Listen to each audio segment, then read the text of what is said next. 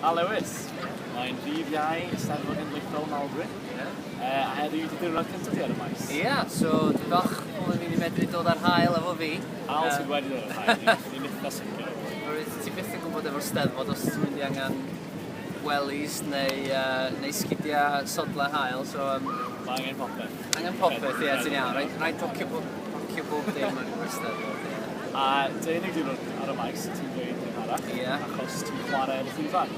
Ie, ar y brif llwyfan perfformio, so ie, jyst gobeithio bydd pobl yn aros tan y diwedd, maen nhw ddim yn brysio i fynd i'r tafarndau a i maes B a beth fel yna, i gigs gymdeithas. Fi'n credu beth lleia am ti'n gwneud, person sy'n dod ar hael, yw'r aros i'r adeg.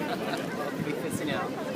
Ti'n wyneb cyfarwydd yn Eisteddfod Genedlaethol, a ffyn i o fod, beth ti wedi bod yn gwneud ers y tro diwethaf i ni fel tîm a? Ti'n mynd y blwyddyn wedi? Ie, felly, adeg yma'n blwyddyn diwethaf, o'n i newydd i ni acryddhau'r album diwethaf Heilwen a Hiraeth. A ers hynny rwan, mae'r album wedi dod yn mwy gyfarwydd. Wedi bod yn brysur neu gigs yng Nghymru a'r ledled Deyrnas Unedig. A ie, mae wedi bod yn flwyddyn brysur ochr Saesneg hefyd. Wedi bod yn gwneud, wedi creu prosiect newydd o'n Lewis Lee efo Cantores o America. America? Ie, so mae hwnna wedi cymryd lot o amser fyny gyda i ers adeg yma blwyddyn diwethaf, rili. Ti'n un o esiamplau gorau Cymru yn hynna beth, achos ti'n gerddor proffesiynol, dyna yw gyrfod. Ti'n gweld hwnna'n, dwi'n galed weithiau, ond... Mae o'n galed, mae o'n rhywbeth dwi'n hynod o ffodus bod fi'n medru dweud wrth bobl bod fi yn gwneud hynny yn llawn amser. Dwi'n meddwl, yn anffodus, dydi ddim yn bosib bod yn cerddor yn y gyfrwng Gymraeg llawn amser, ond dwi'n eitha ffodus bod fi'n cyfuno Gymraeg a'r Saesneg, a dwi'n hefyd yn licio canu Gymraeg tu hwnt i Gymru. So mae'n peth neis medru dangos i bobl yn America, fel esiampl, bod yna iaith arall yn y Deyrnas Unedig. O, gwych. Ac o ran cynnwys na gyda chi, yfe rhywbeth wrth Lewis and Lee disgwyl nesaf, neu a Lewis fan? Ie, so mae Lewis and Lee ar fi'n gyda'i trydydd EP.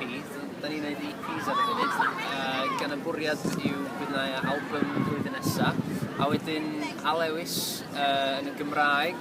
Dwi'n siŵr eto, bydd rhaid i fi ag Arwel Gildas cychwyn sgwennu cyneuon newydd, dwi'n meddwl. So chi'n sgwennu pethau ar y cyd o gyfer a Lewis yn artist? Yn y Gymraeg, yndan.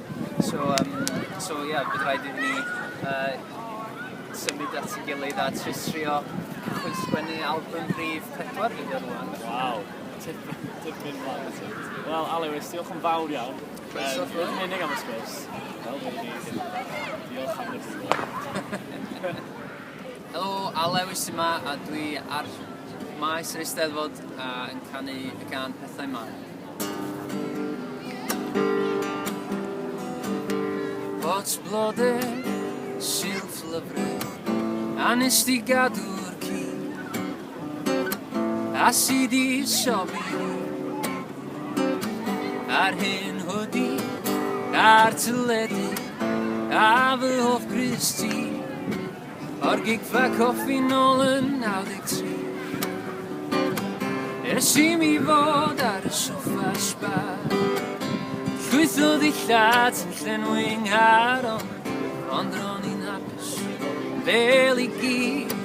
Ond ti di cymryd pethau man, ti di cymryd pethau man. A mae'r teulu a fy ffrindiau wedi dewis ochr y ddyn, a torri mhen o'r llun, a wedyn weithiau os gai gyfle mi sbiau ar y we I weld os rhywun yn fy lle.